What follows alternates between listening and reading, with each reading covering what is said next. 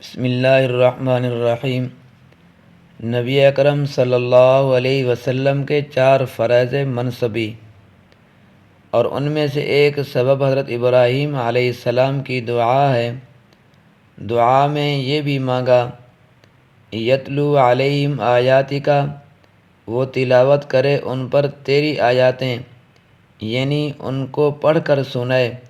تو آپ صلی اللہ علیہ وسلم کے پہلے مخاطب چونکہ عربی تھے، اور عربی ان کی مادری زبان تھی، اس لیے قرآن کریم کے اکثر مضامین تو وہ محض سننے سے ہی سمجھ جاتے تھے۔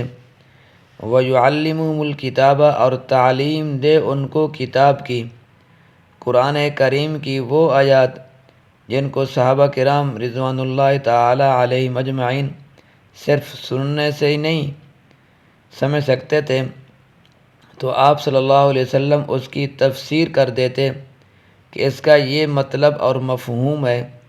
مثلا 5ویں پارے میں آیات آتی ہے، مَن یعمل سوءا یجز بہ، جو شخص برے عمل کرے گا اس کا بدلہ دیا جائے گا، اس کی سزا پائے گا۔ یہ آیات کریمہ جب نازل ہوئی تو حضرت ابوبکر صدیق رضی اللہ تعالی عنہ نے کہا، حضرت ہم میں سے کون سا آدمی ہے جس سے کوئی نہ کوئی برائی نہ ہو؟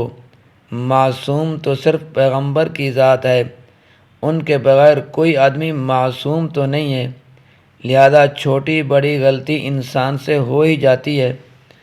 تو حضرت ابوبکر صدیق رضی اللہ تعالی عنہ نے یہ سمجھا کہ بدلہ قبر، برزخ اور آخرت میں ہی ہوگا، جس کے نتیجے میں دوزخ جانا پڑے گا۔ تو حضرت صلی اللہ علیہ وسلم نے فرمایا کہ یہ مطلب نہیں ہے، بلکہ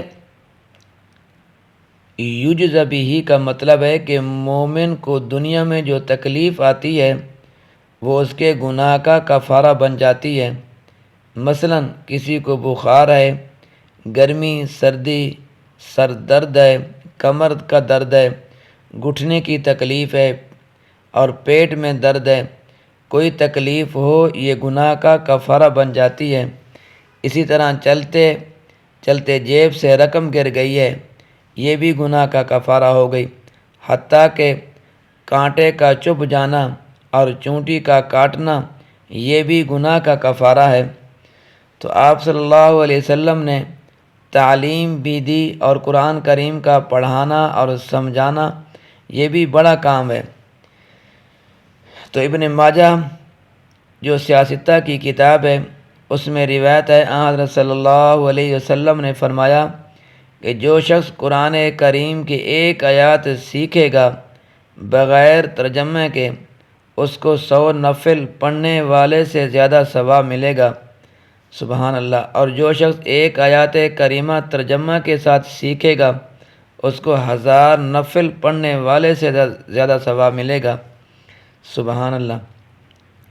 اور یاد رکھنا، قرآن کریم پڑھنا اور اس کا ترجمہ سیکھنا مردوں اور عورتوں سب کے لیے ضروری ہے، یہ معمولی کام نہیں ہے، اور ہر آدمی اس کے کرنے کی کوشش کرے، یہ لازمی ہے، ضروری ہے۔ کیونکہ اب تو الحمدللہ ہر جگہ مدارس بنے ہوئے ہیں بنات کے، آدمی تعلیم دے بھی سکتا ہے، دلوا بھی سکتا ہے۔ تو آپ صلی اللہ علیہ وسلم کا تیسرا کام والحکمت، اور دانائی کی تعلیم دے، یعنی حدیث کے الفاظ بھی آپ نے بیان فرمائے اور معنی بھی سکھائے۔ ایک موقع پر آپ صلی اللہ علیہ وسلم نے فرمایا کہ انسان کے بدن میں 360 جوڑ ہیں۔ کتنے؟ 360 جوڑ ہیں، اور ہر جوڑ پر صدقہ کیا ہے؟ لازم ہے۔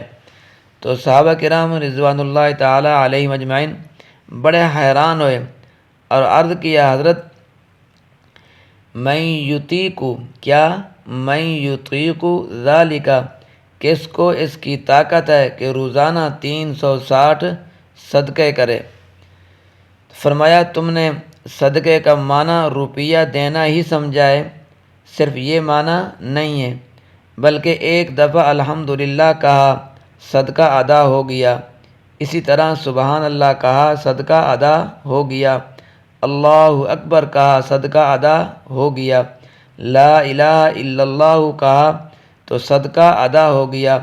وعلیکم السلام کہا تو صدقہ ادا ہو گیا۔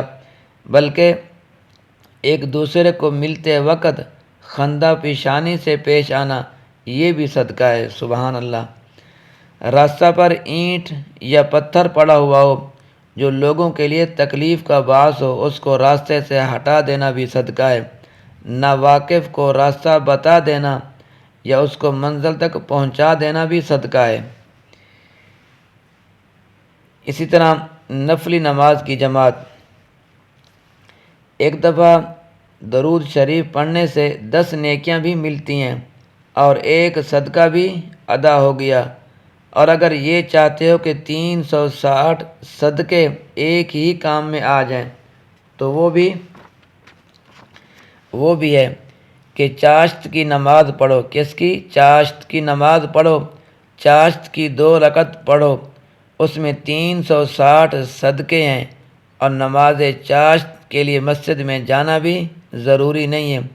گھر میں پڑھ لو، دفتر میں، کارخانے میں، اپنی زمین میں، جہاں کہیں بھی پڑھ سکتے ہو، اور یہ اکیلے پڑھنی ہے، جماعت کے ساتھ نہیں، کیونکہ نفلی نماز کے لیے جماعت کا اہتمام کرنا بڑا گناہ ہے۔ یہ بات تمام فقہاء کرام رحمۃ اللہ علیہم نے لکھی ہے۔ اسی طرح حضرت مجدد الفسانی رحمۃ اللہ علیہ فرماتے ہیں کہ نفلی نماز میں اگر 1-2 آدمی ساتھ مل جائیں تو کراہت نہیں ہے، اور اگر تیسرا ساتھ مل گیا تو مکروہ تنزیہ ہے، اور اسی طرح چوتھا ساتھ مل گیا تو یہ مکروہ تحریمی ہے، یعنی حرام ہے۔ یہ تو ہے مردوں کے متعلق یہ حکم ہے، اور اب تو عورتوں نے یہ بدعت شروع کی ہے کہ صلاۃ التسبیح کے لیے اہتمام کرتی ہیں، اور اس کے لیے باقاعدہ مسجدوں میں اعلان ہوتے ہیں۔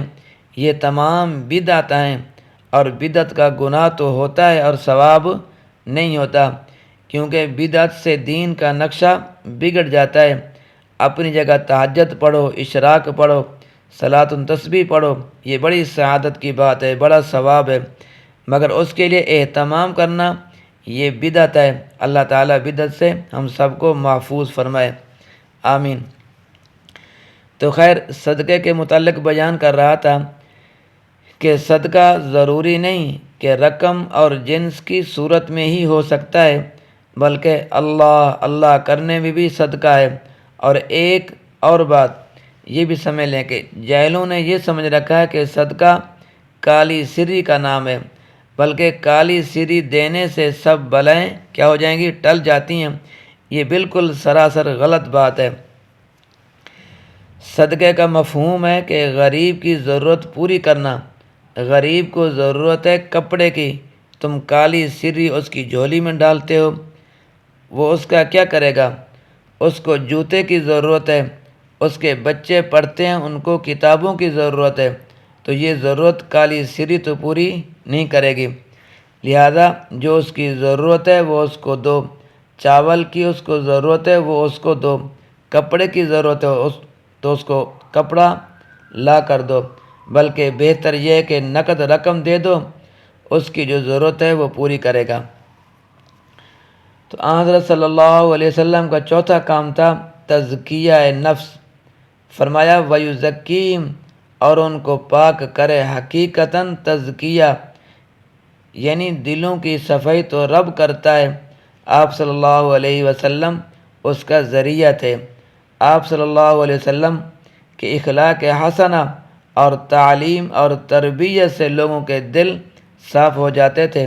آپ صلی اللہ علیہ وسلم کے ہوتے ہوئے وظائف کرنے کی ضرورت نہیں تھی، مگر اب زنگ اتارنے کے لیے وظائف کرنے پڑتے ہیں۔ پیر کامل اپنے مریدوں کو اگر کوئی وظیفہ بتائے گا اور وہ توجہ کے ساتھ پڑھے گا تو یقیناً اثر ہوگا۔ انک انت العزیز الحکیم، بے شک تو ہی ہے زبردست حکمت والا۔ یہ تھی حضرت ابراہیم علیہ السلام کی دعا جو اللہ تعالیٰ نے قبول فرمائی۔ سبحان اللہ۔ اللہ تبارک و تعالیٰ میرا اور آپ کا حامی و ناصر ہو۔